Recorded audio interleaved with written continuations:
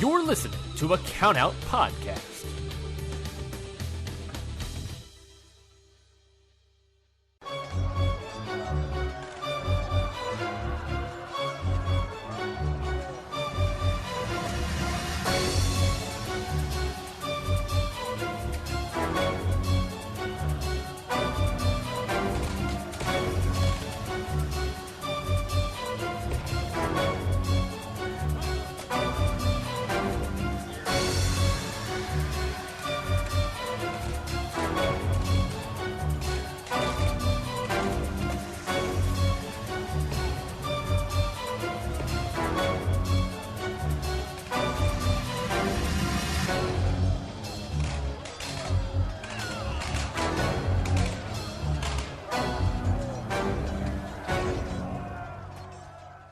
What is going on, everybody? Welcome back to another episode of Independent Waters. I am your host, Mikey, and joining me, as always, is the other host of this show, Zach Janela Batista. Zach, how you doing, my friend? That was a rough one.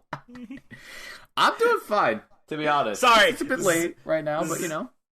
Zach the bad boy Batista. Zach, how you doing? There we go. Better. I'm good. We'll go with that one, or should I go with Session Moth Zach Batista? Oh my god, I'm like the last person that could be a Session Moth, unless I get fucking wasted. Then maybe. What are you what they call a Session Moth? No. In England, I believe it's British or UK slang. I don't believe so.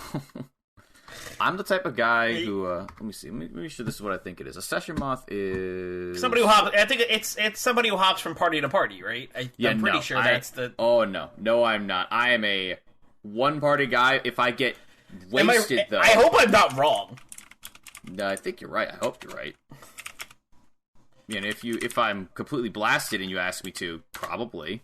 But, like, other than that, I'd be like, I'll just stay at the OG party. Did you find it? Yes, I did. Sorry, I got distracted. Yeah, it's a term used widely in Galloway City among students and 20-somethings to describe a party animal or someone who's always mad for drinking, fighting, and under miscellaneous shenanigans. So yeah, just a party animal. Just a party animal. Sounds good. Sounds about right. Mm-hmm. All right. So if that's a little bit of a spoiler, I guess, for one of our matches later as to who we're reviewing. We had a couple spoilers in there from the nicknames. They just pilfered in there. Zach, why don't we go over the matches we brought to the table this week? Yes. So I picked the majority of the matches this week, and I brought J.D. Griffey versus Anthony Andrews at Bayou Independent Wrestling. Nice. And Dark Sheik versus Cal Jack at Nightmare on the Boulevard, presented by Versus Pro Studios. Versus Pro Studios is a promotion I've never heard of up until today. Same. Well, I brought to the table for my one match this week, I brought Penelope Ford and Joey Janela taking on Session Moth Martina and Orange Cassidy in a tag team match from the Old Faithful, Beyond Wrestling. At this point, we're going to have to start a religion for just Beyond Wrestling, for how much you depend upon it. I'm so mad. I bought 2 Beyond Wrestling t-shirts that were both really nice from their store that I really liked, and I put one in the wash, and it immediately got destroyed. What? I'm so sad. Yeah, I have a black one and an orange one, and I threw the black one in the wash, and I took it out of the wash, and the entire graphic on the front was just shredded. Bro, no. So that was a bummer. Oh, dude, that hurt my feelings. I still have the orange one though. The orange one is still in okay condition.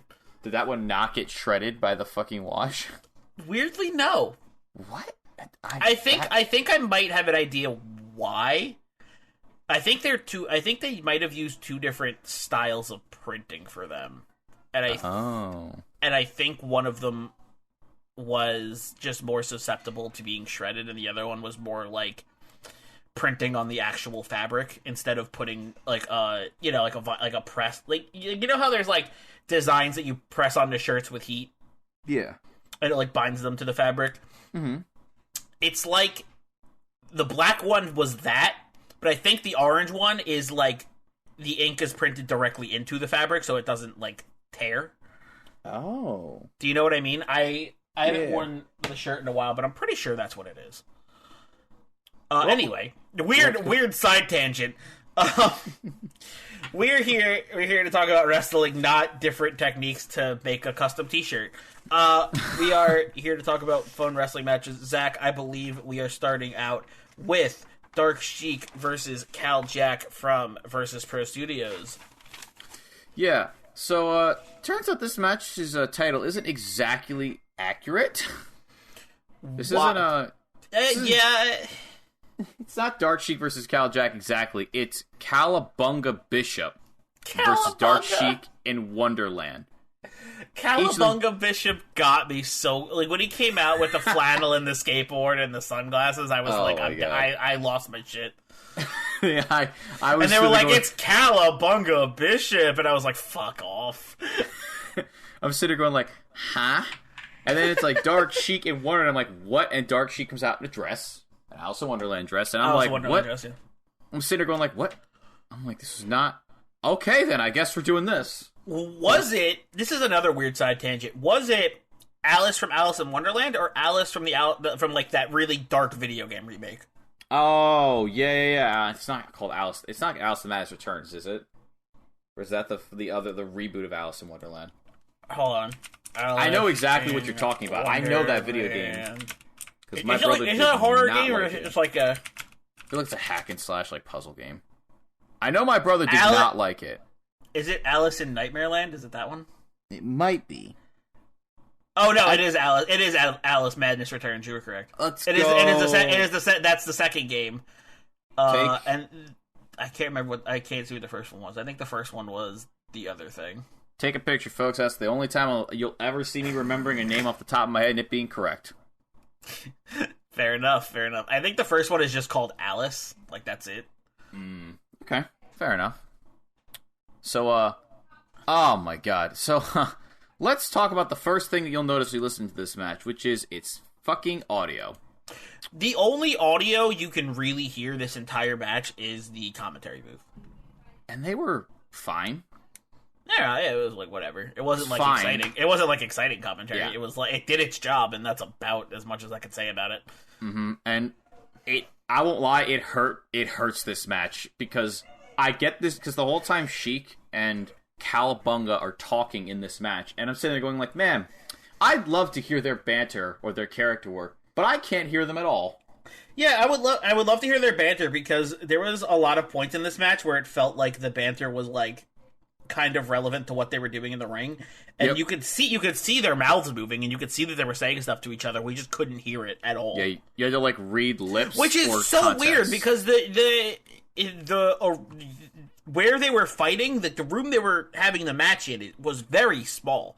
So it's weird that there was no audio picked up from them even a little bit. It feels like it got cut out after the fact, which is even weirder to me. Yeah, it's just odd, and it's just. So, yeah, that's what you get if you want to watch this match. Odd audio. But, so let's actually get into the match itself, because there is some wrestling here on the show. Yes, that is what we are here to discuss. So Sheik starts off with a side headlock on, I'm going to call Cowabunga just Jack for Cal Jack, just to make it easier, because if I had to say Cowabunga as much as I have written down in my notes here, I'd probably mess his name up. Actually isn't Cowabunga. I feel like it was a Halloween special or something. I had a feeling too, but I didn't want to like assume a Halloween special thing. It was some weird event. Anyhow, so Jack tries to escape this side headlock not once, not twice, but 3 times. And on the third attempt, he's finally like, all right, I've had about enough of this. And he just picks up Sheik and places her on the top rope and just like, cool your jets, bro. I think that's such an underrated move that heels do when they're like the small underdog face is like getting like, you know, is like getting excited and like trying to do a bunch of moves but failing, and they just pick them up, put them in timeout on the turnbuckle, and are like, you think about what you did and then you come back to this match. Like it's so, it just feels like a dad just like punishing their kid, you know? It's like, hey yeah, stop. And you're just like, oh, this motherfucker just did that. So, and obviously, as I just said, this pisses, as I indicated, this pisses Sheik off. Yeah, I bet. And she tries to shove him, barely moves him. So he shoves her back, sends her flying back into the corner that he put her on top of. And then she's even more mad at him now. And he looks sorry about this. Like, he's like, oh, I'm sorry, my bad. I really didn't mean to make you that mad. Because he's Calabunga. He's all about the chill vibes and surfing. Yeah. He's so chill that he's like, oh, here, handshake, bro. And it looks like she's going to accept this handshake. But in reality, she goes like, I'm going to arm drag you. And he just blocks it with his strength. Like, just like, nah, bro. I like how he's not like aggressive about blocking it. He's just exasperated. He's just like, like, clearly this isn't working. Can we try something else? Like, yeah. But Sheik's like, nah, it's going to work. I swear. And she tries it, I think, 2 other times. And it just, same result every time. So finally, she's like, okay, I got this. She lets go. Goes to the floor, uses her legs, locks up one of his legs, tries to, like, attack him and knock him to the floor. It miserably fails. He just does not budge. Does not move a singular inch. So she gets up. She's like, fine, if grappling won't hurt you, striking you has to. So she chops him in the chest straight up, and it hurts her more than him. As she's screaming in pain with her hand, she's like, I'm gonna forearm you instead. And the same exact result happens. She's just like, what the fuck? Why am I more hurt than you? Sheik is like, are you made of metal? Stop. Like, Dark Sheik cannot get anything in. And as she's getting up and she's like, what the fuck are you made of? He hits a single chop, like one singular chop back to her, and it knocks her down, causes her to roll to the outside. And she's like holding her hand, like just like, oh, fuck. Yeah, that was a monstrous chop. Mm-hmm. And then we get probably the funniest spot of this whole match for me because of the camera work here. Mm-hmm. Oh my god, it was so good. So Sheik's on one side of the ring. She's holding her arm. She gets up, like she turns around, and like just smoothly from out of frame, Cal comes riding in on his skateboard, just totally nonchalantly, and just decks her with a clothesline, keeps riding his skateboard. Oh my god, it was like, out of all I agree with you, out of all the spots in this match, this one was just a masterpiece just because the camera work was flawless. Just like the steady shot that was zoomed in enough to where he came in from off frame skating and then clotheslined her and then left frame still skating was just so fucking funny. Like, in one, just completely from out of nowhere. It's just like, I'm here now. Bam! Goodbye. Bam! Goodbye. Skateboards. Skateboards. So after this absolute devastation of this skateboard clothesline, he gorilla presses Sheik and tosses them over the top rope into the ring. When's Darby Allin adding that to his repertoire? I was so close to making a Darby Allin joke. I was like, nah, I can't take the joke. So, throws Sheik over the ropes into the ring. Sheik goes to recover into the corner. Cal's like, oh, I see you there. All right, let me go over to you. Let me give you a hug. I feel bad now. But let me give you a hug. And she double boots him in the chest and tries to dive and crossbody him from the, I believe, second rope, but it might have been the top rope. But Cal, I mean, you've seen the motif of this match. He catches her. Yep. Tries to lift her up into a fireman's carry. She slips behind his back, drop kicks him in the back, which knocks him into the ropes. And then she 619s him in the face. Yeah, finally a little bit of momentum from Sheik. Finally, she's chopped this giant man down and actually knocked him around. She goes to the top rope, hits Cal with a single leg drop kick, and as Mikey and I were just praising this, it hits him, and like the best way I can describe it is Sheik just kind of bounces off of him and falls to the ground.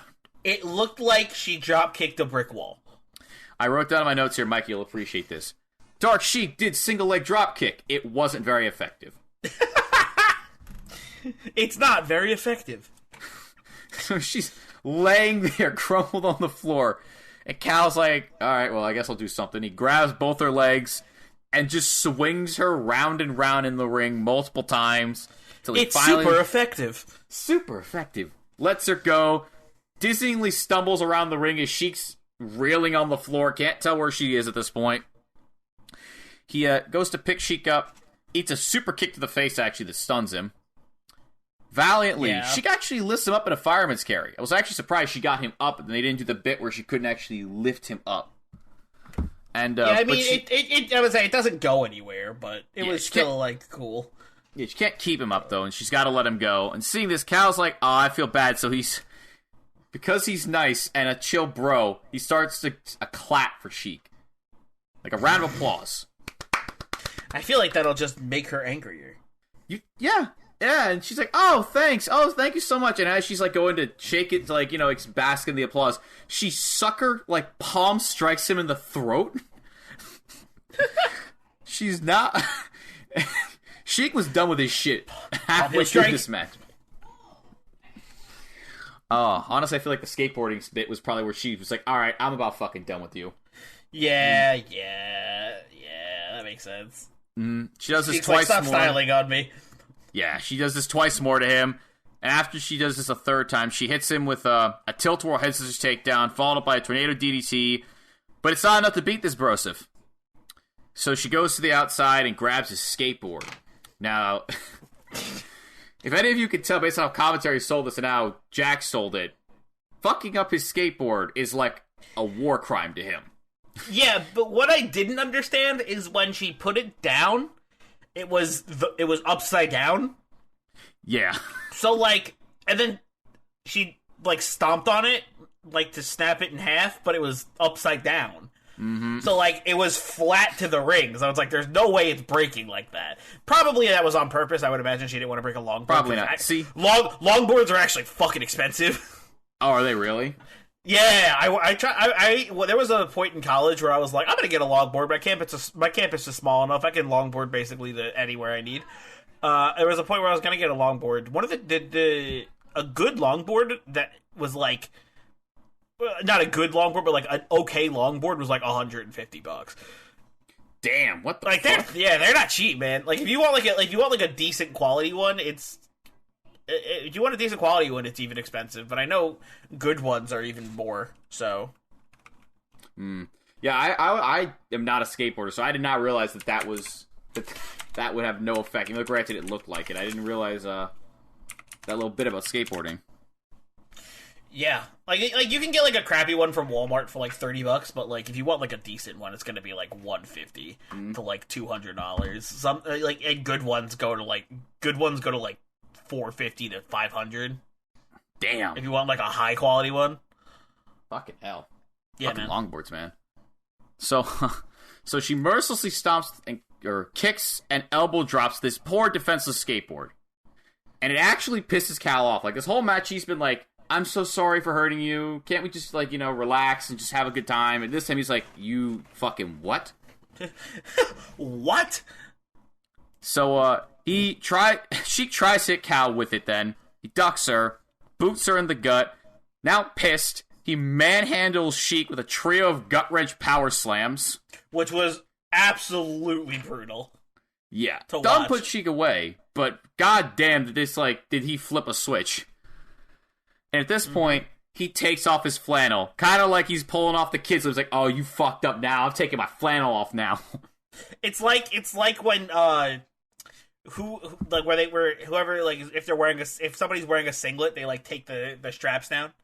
Mm-hmm. It's like that level of like I'm getting real now.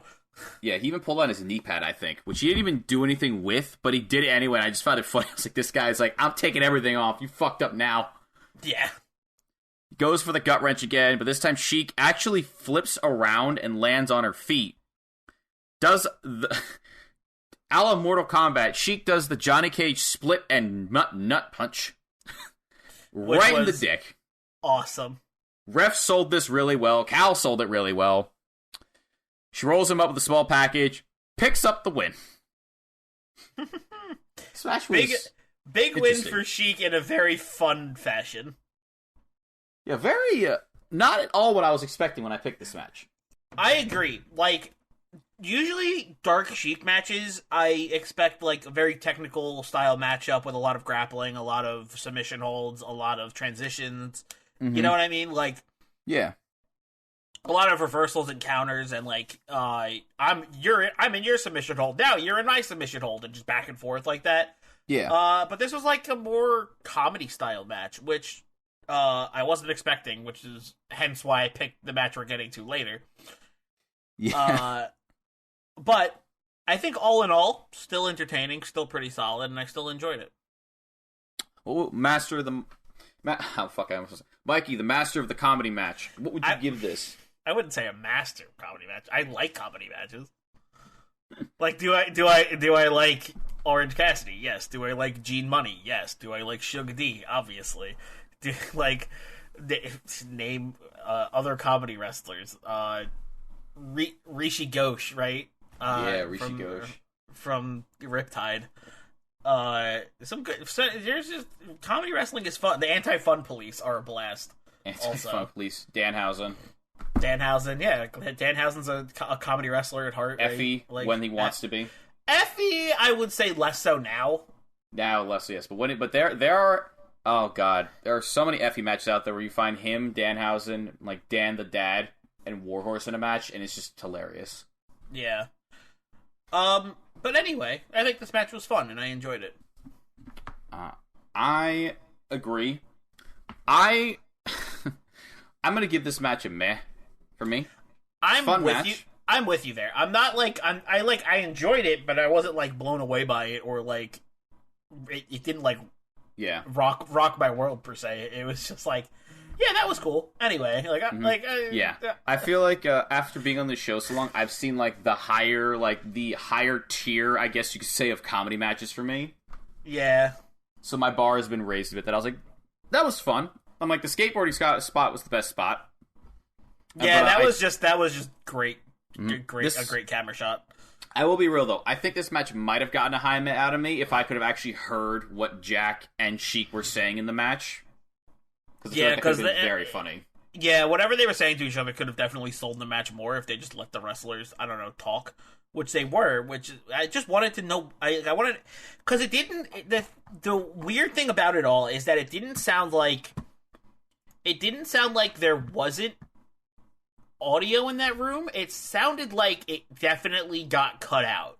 Yeah, like they had two layers, like, it wasn't, and they were like, we don't need to hear this one. Yeah, like it wasn't lowered. It wasn't like it was like there was just nothing, which is weird. Because even if it's just commentary mics or stuff like that, you would still hear like them slamming on the ring. You would hear them yelling at each other, you know. But there was just nothing else except commentary, and that was it. There was no crowd noise. There was nothing.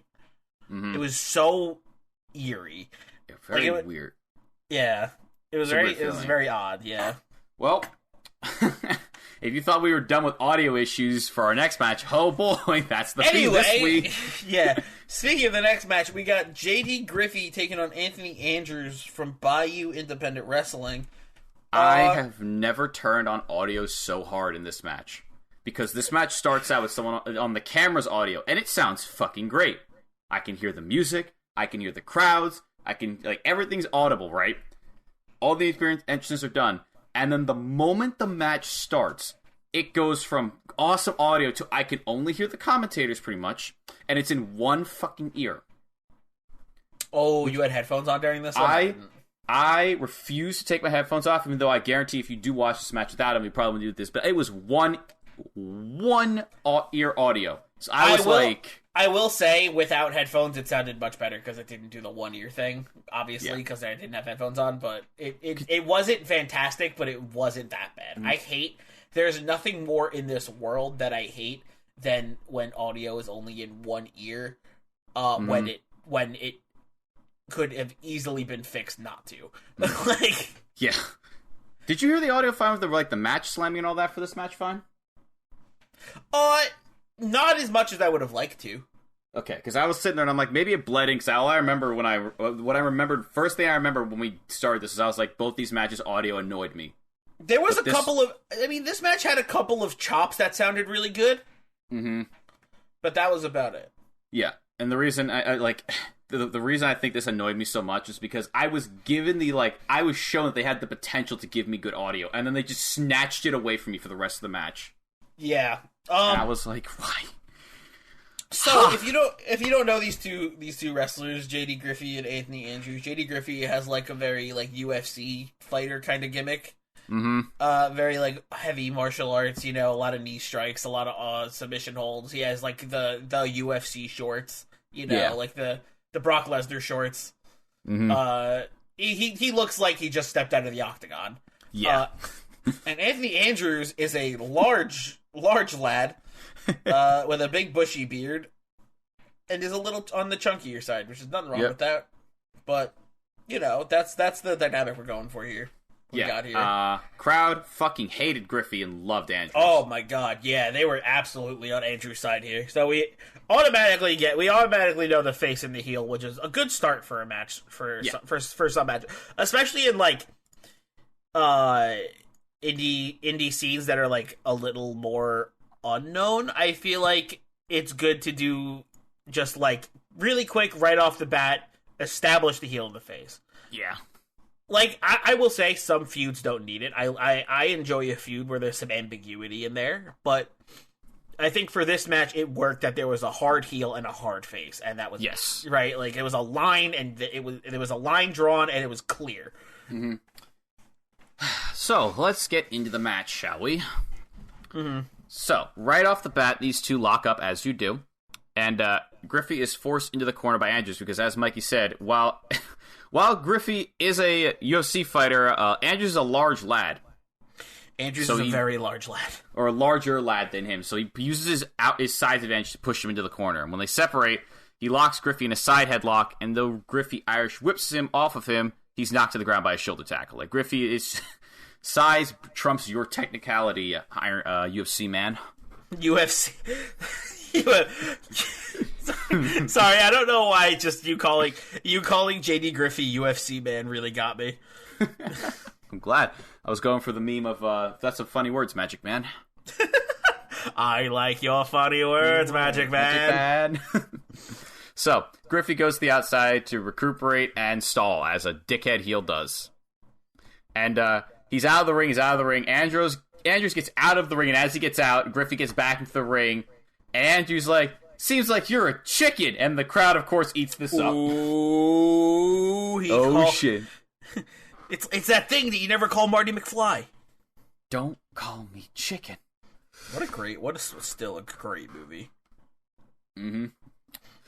So, Andrew's like, fine, I'll go in and get you then. He gets into the ring, gets bum rushed by Griffey. Like, Griffey beats the shit out of him, several blows to his back. Andrews Irish whips him then, and Griffey tries to counter the crossbody, but Andrews catches him. And now that he's got Griffey caught in his hands, Andrews slams his ribs into his knee and then tosses him across the ring with a fall-away slam. As a result, Andrews is able to throw Griffey to the outside after this, and he beats him down with closed fists to the head and heavy chops to the chest. These are the chops I assume that Mikey was talking about, because these are some nice chops. But eventually, the comeback chops from Andrews to just out of nowhere, and you just like hit that. There was that first one that he hit. Like, I was like, I'll admit, I have ADHD, so it's hard for me to pay attention to wrestling sometimes. Mm-hmm. So, sometimes I'll be like watching a match and I'll be like scrolling on my phone, looking up, when you're pretty sure like what's about to happen, like when their heel is beating up the face, it's kind of like, yeah, they're gonna fuck around for a while, whatever, right? Mm-hmm. So I thought we were in that kind of phase, so I kind of like looked down to check my phone for a second, and then I heard that chop, and I was like, oh! It like snapped me back into the match, and I was like, "Oh, shit's getting real." Snap back to reality. Yeah, that chop like brought me back in. I was like, "Ooh, that was loud, and that was loud, and it was nice, crisp." So Andrews beats the shit out of Griffey for a while out here, and eventually Griffey makes his comeback by slamming Andrews face first into the ring post, then hits several heavy knee strikes into him before rolling him back into the ring. As Mikey said, UFC man likes some heavy knee strikes. Oh, yeah. Here, Andrews tries to fight back against Griffey, but every time he starts to get some momentum, Griffey takes him back to the mat with a well-aimed strike to him. Just like, it's very precise. Like, just like a single kick to the head, a punch to the ribs, just knocks him down again. He's not at this point wanting to slow the pace down, so he locks Andrews in a sleeper hold. And when Andrews starts to get out of it, he is rammed into the corner. And oh, here it is. Andrews is rammed into the corner and high-kneed in the face. And this is immediately followed up by Griffey with a DDT that spikes Andrews into the mat. At this point, this is where the commentators said that was a Shining Wizard. And the other guy's like, that's wrong. And I was very confused by this. So I was like, it's a running knee strike, but it's kind of like a Shining Wizard, right? It was basically a Shining Wizard. And it's this point where I like to bring up the thing Mike and I were talking about, was that the commentary for this match was not good. It just felt weird to me that they would just like they're just he called it a Shining Wizard, which is like fair because it was like that running knee in the corner that CM Punk did in, like when he was in WWE all the time, you know, the knee into the Bulldog. Yeah, it's the signature. It was that rising knee, and for like a long time, I personally knew that move as a Shining Wizard, and on the WWE games, if you picked one of the Shining Wizard options, you can get that knee strike. So, like, I get where this announcer was coming from. But the fact that the other announcer just went out of the way completely to bury him was like, all right, dude. Like, what was that? Like, you didn't need to do that. Yeah, and then the third guy's like, well, I mean, it's a variation of it. And I was like, yeah, it is. But, like, commentary of this match, like, I felt like they got, like, just lost in the sauce with this match. You know what I mean? Mm-hmm. Yeah. Like, I felt like there were points where, like, I just feel like I just think they were being like, what are you all talking about while this is happening right now? What are you guys on about? What are you guys on about right now? I don't know. Yeah, like it's I'm all for commentary bantering, like anything. I'm gonna do AEW because I fucking love AEW. Excalibur and Taz do a really good job of this on Dark, where they'll have banter, but they don't let it like completely. They do get carried away sometimes, but they don't let it completely like just take up a spot.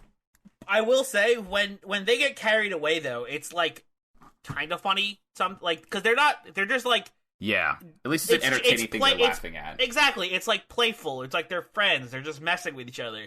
But these guys didn't feel like they had that chemistry at all. It just felt like there were three guys who were like scheduled for commentary that night, and they just like met each other for the first time that day, and we're like, all right, we're all doing commentary together. Let's do it. Yeah, it just felt off. That's all. That's the best I can describe it. Like I just did not feel it from them. So after this DDT.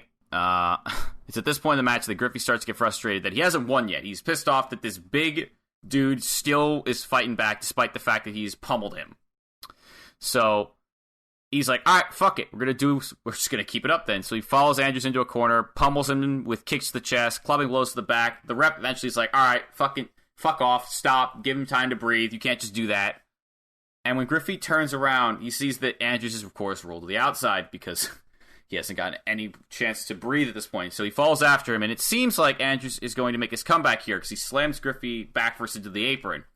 Mm-hmm. But shortly after this, Griffey shoves him face first into the ring post.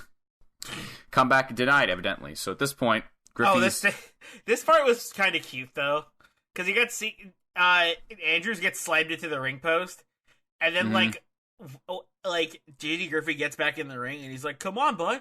Come on, come back in. And then, like, some random little kid just helps Andrews up. Like, oh, it was he's adorable. Like, come on, get back in there, buddy. You got this. And it's like, oh, okay, that was cute. I think this fan, Andrews, threw his shirt at the kid as like a hey, he didn't throw his shirt. He didn't throw the shirt at the kid. He threw it to the kid. He wasn't like fuck you, kid. And just threw his shirt at him. T-shirt cannon shot the T-shirt in his face. So yeah, thanks to the assistant of a fan, Andrews beats the count. And Holy Griffey's crap, like... could you imagine if that was somebody's gimmick where they just came, every time they came to the ring, they just had a T-shirt cannon, and they would just, like, fire it into, like, the front rows instead of, like, instead of, like, the upper deck and, like, the nosebleeds. They're just like, all right, who's getting this smoke? Poof. Yeah, they don't give you the splash protective jackets. They give you the, the ballistic shield to block it. Yeah. It's like the COVID shields that the Thunder. Oh fuck! Yeah. It's like the COVID shields the Thunderdome had, except they're just like ballistic glass, so they can just. That's what I was looking for, ballistic glass. Just shoot T-shirts at it, just like doof. Anyway, where were we? What were we talking about? After talking about weaponized T-shirt cannoning, So Andrews rolls back into the ring after the kid helps him up. And so he gets to the ring. Griffey starts to pie face him in the face because, of course, all heels feel the need to just be a dick about it. Mm-hmm. And it's at this point that it's kind of like, you've done it now, and now he's going to start his comeback, right? And what does he do, Mikey? Starts his comeback. Mm-hmm. So, after getting pie-faced several times... Surprising literally no one. Yeah, the two go for blow here, and Andrews counters an Irish whip from Griffey with a ripcord Uranagi. He's finally back in control, baby. So he starts to get the ball rolling by slamming Griffey's face into his knee, hitting a running high knee that knocks him down, forces him back to the corner from this. And even though from here Griffey is able to boot him in the face, Andrews still responds by getting him up in a fireman's carry and drops with an Ushigoroshi even at this point. But it doesn't get him the win. So he's like, alright, let's try it again. And he hoists Griffey up onto his shoulder in a fireman's carry, and Griffey almost gets him in a sleeper hold here. Mm-hmm. But Andrews at this point is like, I've learned your tricks, UFC man, and he shoves him back first into the corner. He then rams Griffey into the corner once more. I think he's like he's like shouldering him in the gut here too, if I recall correctly. Mm-hmm. So he does it once, and he's like, all right, do it a third time then. But on the third ram, Griffey sidesteps him, throws him face first into the turnbuckle, and it gives him just enough time to tie his and Andrews' leg together. He then rolls forward, takes him to the ground, locks in a sleeper hold, and Andrews quickly taps out. Yes. Which was surprising. It ended kind of out of nowhere. I wasn't really ready for the ending.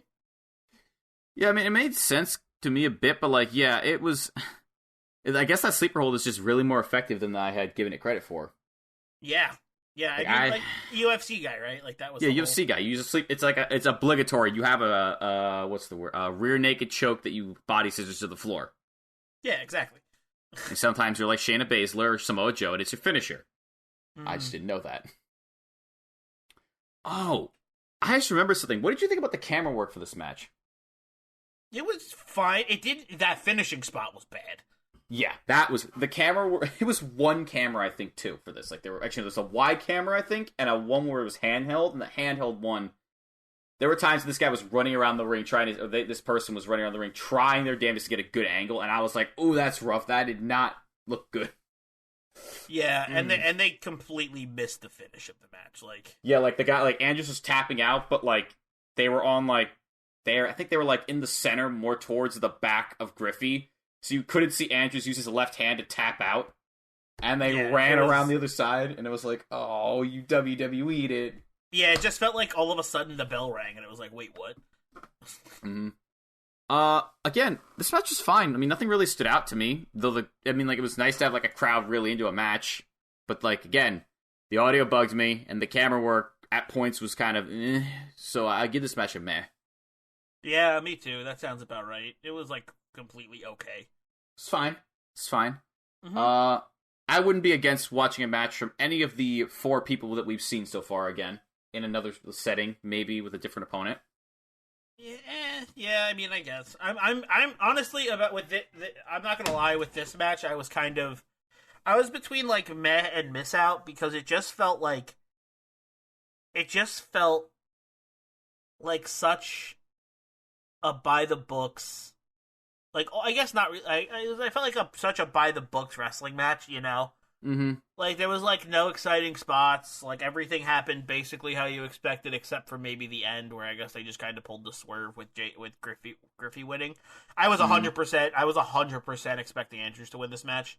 Because if it just felt like one of those, like, high school gym wrestling shows where it's like, the face always pulls through, and there's no storylines or anything. Yeah. Fair enough.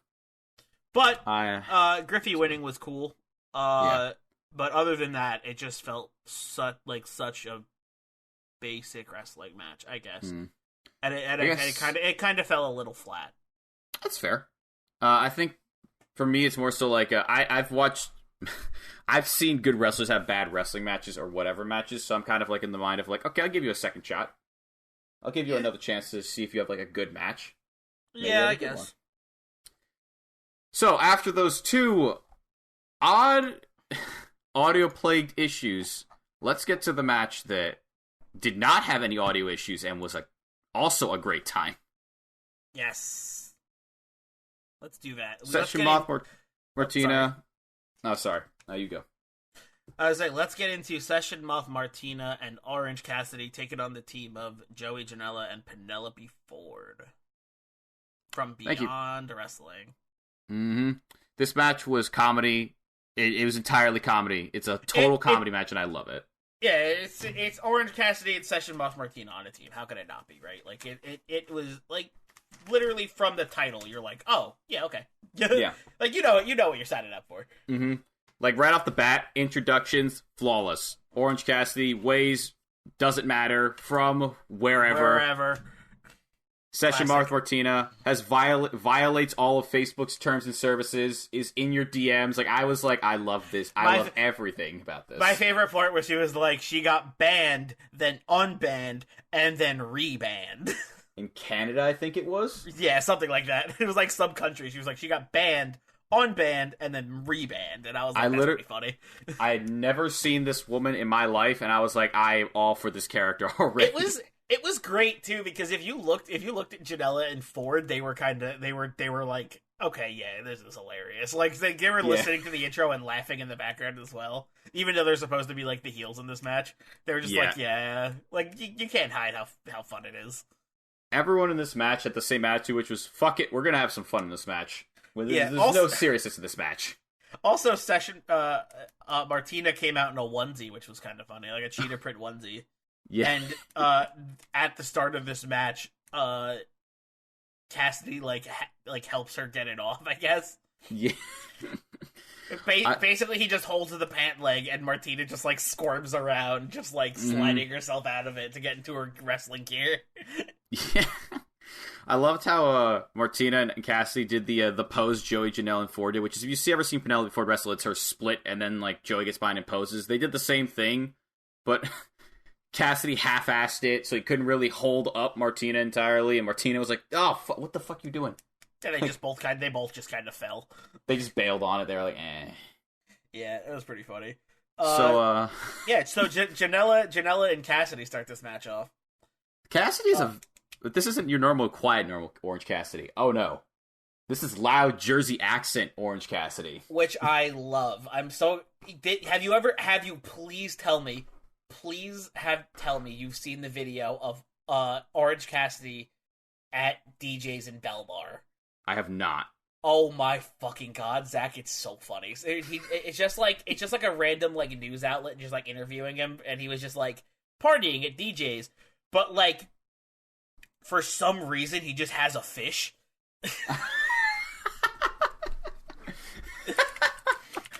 Oh, incredible. Hold on, continue. I'm gonna look this up and send it to you. So this version of Cassidy still wrestles the same, but he talks a lot, and it's in a loud Jersey accent.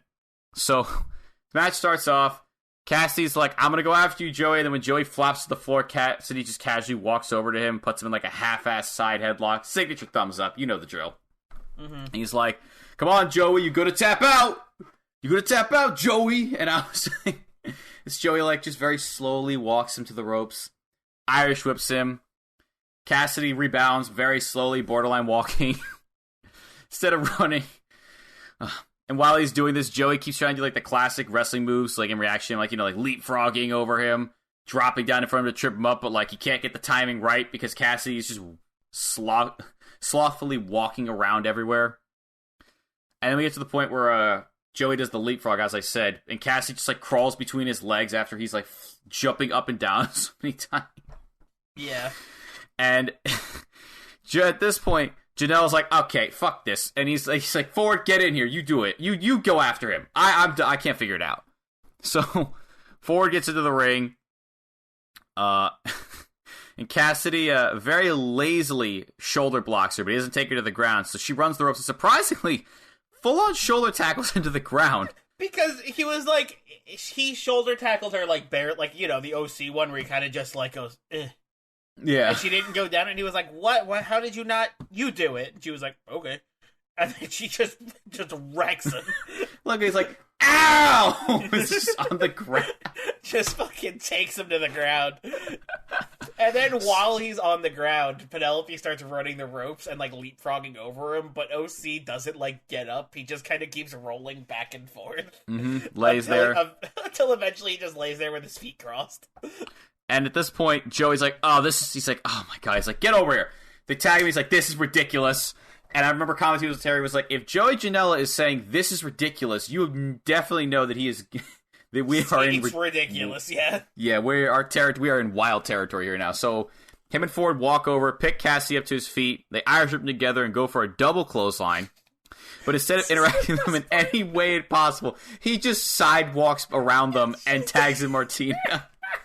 He just fucking walks away. They throw him into the ropes, and instead of running the ropes, he, like, bounces off the ropes, and he's just like, do-do-do-do-do, and just strolls around them. Yeah. And, my God, if we were talking about how Martina... And, my God, Martina definitely lives up to our reputation as the party girl, because she gets this party started with a bang. The moment she gets to the ring, she wipes out Janela and Ford with a double spear. I was like, oh, shit, that was an aggressive spear, okay. Yeah, so they roll the outside, get into position for the suicide dive, because Martina's not running the ropes, but she keeps doing it over and over again, like she's powering up. And she eventually runs out of steam and just falls to her knees in the middle of the ring as Janela and Ford are like, saying like, oh, come on, hit us already. We're standing here. And things are dire. She can't get up. She's exhausted. Cassidy then rolls to the ring with a beer, hands it to Martina. She drinks some of it. Like Popeye the Sailor Man. God, I sound dated because I feel like some people won't know what that is. She powers up, runs the ropes, suicide dives into Ford and Janela. Just, like that, just like the load up, just her just like running out of battery basically. And then Cassidy just like perfectly timed, just like rolls in the ring with a beer and he's like, here you go. It was amazing. Chucks Janela back to the ring. With him in the ring, she starts to hype up her next move, but Ford chops her in the chest to stop her. And then Cassidy yells, ah! And he goes to hit Ford, but Ford boots him in the gut, and he's like, oh, that didn't work. Mm-hmm. So, after this, now Cassidy and Janela are laying in, like, the opposite corner from each other. Like, and Ford then yells, suck it! And Martina then forearms her in the chest. So this then causes them to swing and duck at each other's strikes. And then they lock arms and do like a do-si-do spin around the middle of this ring. But they just kind of keep going. Yep, swing your partner round and round. Eventually they both let go. More like swing your partner round and round and round and round and round and round and round and round and round. The fuck. I'm sorry, I just thought the sponging. It's like 10,000 years later. They let go. Literally. They both run at their partners, though, and not their opponents, so they stop as both Cassidy and Janela are like, no! Like, don't stop! And they're like, oh, okay. They both turn around, sprint past each other, Bronco Buster the correct opponent. But Martina gets a little too into it, and Joey's like, oh my God, get her off of me! Like, she's full on going in here, and Ford eventually sees this and hears her boyfriend screaming for help. So she turns around and clubs her over the back and stops the Bronco Buster. And as Ford is beating down on Martina, Cassidy like casually just spins her around and slaps her across the face. I was like, oh shit, what the fuck? So recovering from this slap, Ford retreats to a corner and Cassidy goes to the opposite one. He goes like, bang, bang, boom, boom, baby! He struts over to Ford in the corner, jumps, like, does like a standing jumping splash, but she just walks out of the way so he hits nothing but corner. And then she struts over to the other side, goes, I'm a bad, bad girl. Hand springs into the opposite corner. Oh no, sorry, not yet. Hand springs to the opposite corner, hits Cassidy with a jumping back elbow, as Ford is known for doing. But then Martina throws Ford out of the ring, and she's attacked from behind by Janela, who is thrown from one opposite corner to the other. And he does try to follow up this throwing Martina from corner to corner with a running strike, but Martina moves out of the way by throwing Janela into the corner. And then like an exact... I can't even say this with a fucking straight face. Like Ford, Martina goes, I'm a bad, bad girl, and does what I can only be described as a drunker, sloppier version of what Ford did. She tries to handspring, can't do it, cartwheel, does a standing cartwheel, tries to flip over, gets stuck. Eventually gets like flips back around, hits a very weak back elbow of Janela. Janela goes, "What the fuck was that?" And he knocks her to the floor with the strike. I was dying at this point. It was really good. Like Session Moth's attempt to just do the handspring was so funny. So oh my god, I was fucking dying. For fucking Janela playing the straight guy here, of like, what the fuck is happening in this match right now? So and then in the line of the night, Janela goes, "They say you have 48 kids now. Well, I'm gonna beat you, and then I'm gonna eat your kids." Just what was that, Janela? Where did that sit? Like the first insult I get because you're in the middle of a wrestling match. What was that second one out of nowhere? I don't even. It sounded like he got caught and was just trying to think of what could I say to get the crowd to boo or react. He's like, "I'm gonna eat your kids," which the crowd does boo and go, "Oh, what the fuck, dude?" So he finished this, closed Martina over the back. Martina starts to mount a bit of a comeback here when she lays in several heavy chops to Joey's chest. Then Joey overhead elbows her on the top of the head. Tags forward in, announces it's time for the hot tag. He's like, "Come on, get hot." So the crowd, to their credit, they start going like full on clapping, like getting into this. It's fucking awesome. I love this crowd.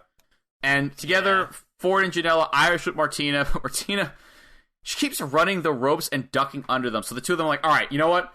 Together, we'll stop her." So Joey gets in front. Ford gets right behind her. So they're standing like, instead of being side to side, they're front and back. And Martina just crawls through their legs and tags in Cassidy. The hot tag, if you will. I just love how, like, they're just outsmarting them. It's really good. Like, it's just really funny how they just keep messing with them. It's stupid. With the minimal effort and the simplest logic, you too can out-wrestle a established tag team of wrestlers. That's the gimmick of comedy wrestling, right? If you get ridiculous enough, you can beat anybody. Mm-hmm. So, after she tags in Cassidy unleashes a flurry of seemingly ineffective strikes that Ford and Janela sell about as much as they can. Like, he's like, kicks them, they're like, oh, like collapsing over. It's like, if you ever seen I'm gonna sound even older now. You know the action clip where the guy gets shot and he goes, and he's like flying around the room, like grabbing stuff? You know what I'm talking about? Mm-hmm. I think so. It's ridiculous. That's basically like Ford and Janela are like selling these hits like they're actual hits. But yeah. But slowly but surely they start to go like, okay, this isn't really doing as much as he thinks he's doing. And Cassie's like, "Oh, that was a great success. Let's fucking do this." He turns around, cheers, yeah! Turns around, Joey super kicks him in the face. Yeah, Cassidy just being like, "Yeah, I fucking nailed that one." I think that's like the only time I've seen Orange Cassidy hit his entire hot tag like kicks and actually hit them. I think he actually did well. Almost all the other times his foot gets stopped or they do something to stop him. True. So, bless her heart after this, Martina takes a swig of beer, gets hyped, and tries to help Cassidy, but she just ends up tripping over herself and falling over onto him. She got too drunk and fell over him. So, the two of them are down, and Joey's like, "Time for a double stomp, a double stomp in honor of his friend Low Key." And then I think he made a joke here. He was like, "But I'll actually show up to my matches." I think I ripped him or something for Low Key. I don't know when this match happened. Damn. I just assume it's a rib. So or maybe it's just a joke. Whatever. He clowned on Low Key. Mm-hmm. Kinda. Unfortunately, though, the two of them both missed their double stomp onto Cassidy and Martina. But then as they like land onto nothing, the two of them like stumble forward as you do, but they headbutt each other in the face. So this gives Cassidy a moment to actually get himself his OJ and Martina a chance for her to get her beer. And together they both cheer, take a swig of their respective drink, and then are quickly kicked in the gut by Ford and Janela the moment they put their drinks down. Yep. Janela's like, him and Ford are going to hit Martina with their version of a doomsday device. So Joey gets Martina up on his shoulders. Ford goes to the top rope. She jumps off. Martina ducks her. And then uses the momentum to, like, victory roll Janela. Mm-hmm. But Janela kicks out. And as the two of them are recuperating, Martina gets up. And she goes to spit beer in Joey's face. But he ducks it. And Ford gets a face full of beer. And as Joey is like, "Ha! I've avoided danger," Orange Cassidy spits orange juice in his face. And God bless the two of their hearts. Because the two of them were like... a double hit. The two of them sold this so, like, the double miss. Janela was, like, screaming in pain, like he just had, like, lemon juice just sprayed into his eyes. Mm-hmm. It's fucking awesome. Lemon juice? I think you mean orange juice. I had to make a comparison to orange juice as a citrus, but lemon was all I had. What do you want, grapefruit? Why are you making a comparison to lemon juice when it's literally actually fully orange juice? Because lemon juice stings when you get it in your eyes. So does orange juice, I would imagine. It's also citrus. I wouldn't know. I've never gotten orange juice in my eyes before. I would imagine it wouldn't feel good. You know, usually when you don't... Getting anything in your eye doesn't feel good. Even if it's just like water, it doesn't feel good, right? Like, I don't know. I feel like it just wouldn't feel great. True, fair enough. So as these two are screaming and pain on the floor, Cassidy gestures towards Martina, like he does like the finger point. Martina goes into her drawers and pulls out a condom and stretches it over her hand. Because it ain't a party without a condom, apparently. Sacco. Yeah, like Sacco. She's got it on her hand. She sprints it forward in Joey, and Joey ends up getting it rammed in his mouth. But then he, like, doubles down and bites her hand. Mm-hmm. I feel like a you fucked up chant would have been appropriate here. Yes. And as Martina is screaming in pain, in comes Cassidy to help, but Janela sees this, and because he's, like, big brain, the only guy in this match who has any idea what the hell is going on, kind of, he takes the condom hand out of his mouth and shoves it into Cassidy's mouth. And then spinning back fist Cassidy in the face, which was a great spot, I think. It was. And then once that is done, he instantly shoves the condom hand back into Martina's own mouth and super kicks it into her mouth.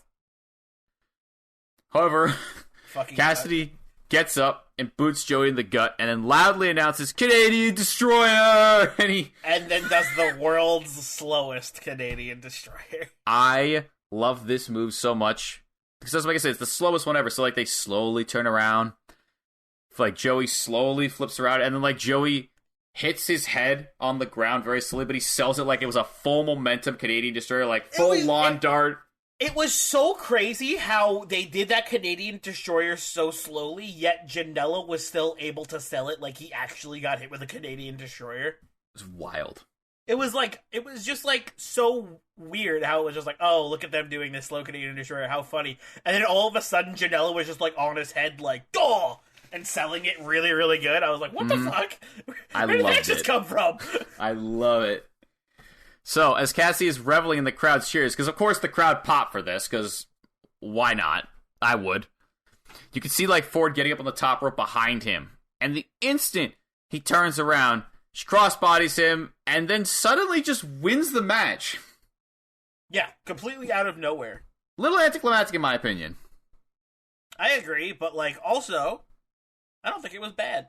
This match was a blast, and it was just like start to finish hilarious. Mikey, whenever I watch matches, I try not to watch it when I'm tired, because when I'm tired, I tend to find that I enjoy wrestling less at points. I was tired when I watched this match, because I was like, this match can't make me in a bad mood. And this match, despite the fact that almost every time I do this I get mad, this match kept me in a good mood when I finished it. I was like, well, shit. I'm still happy. Yeah, this was a good one. It was just, this is why I love comedy matches, because they're just fun, right? Like, they're like, you don't gotta worry about knowing a story going in. You don't gotta worry about, what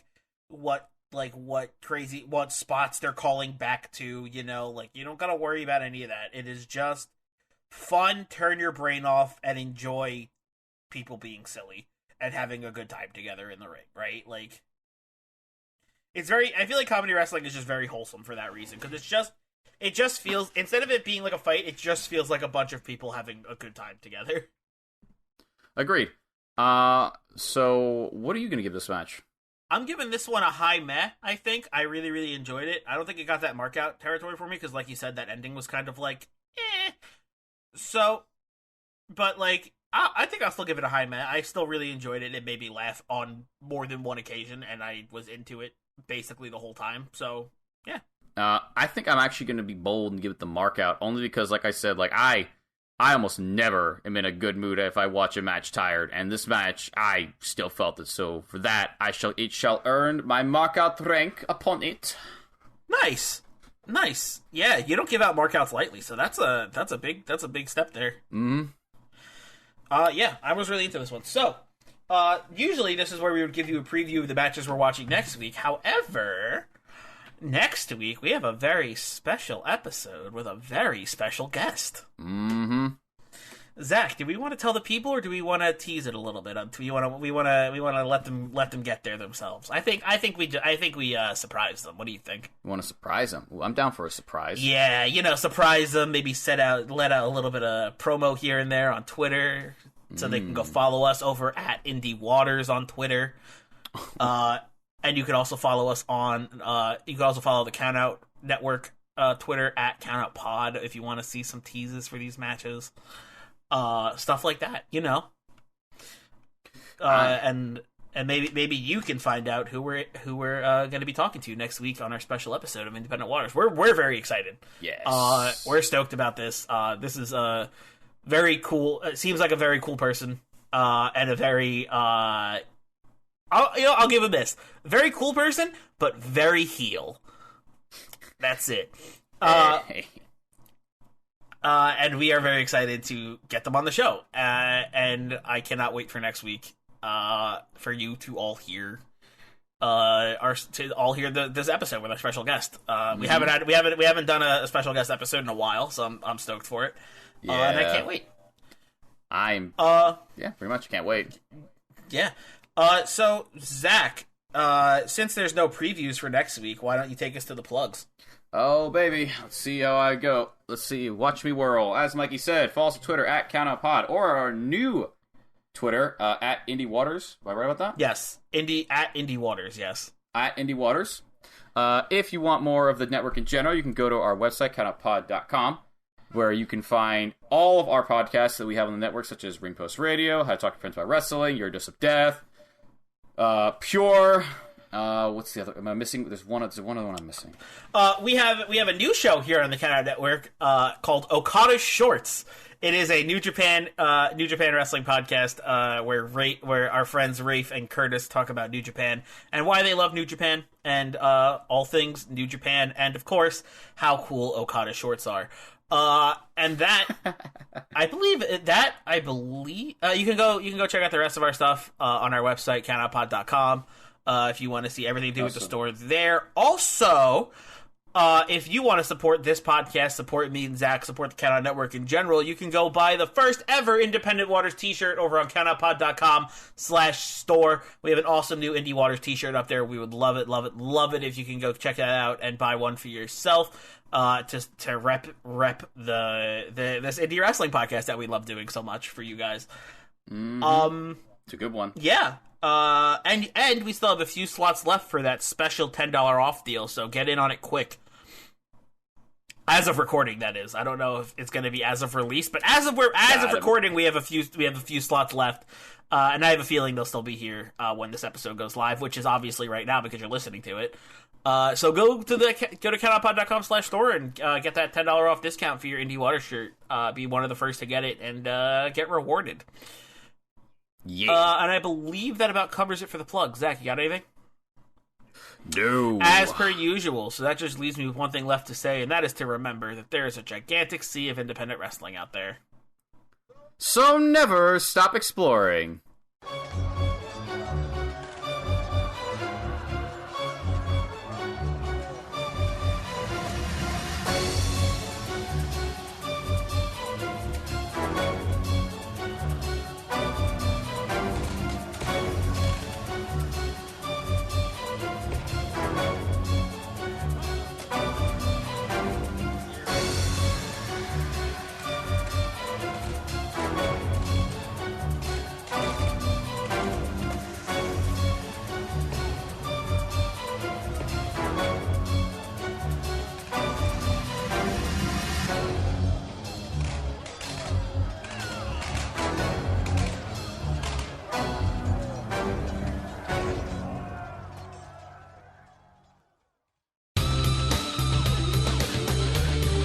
This has been a Countout Podcast.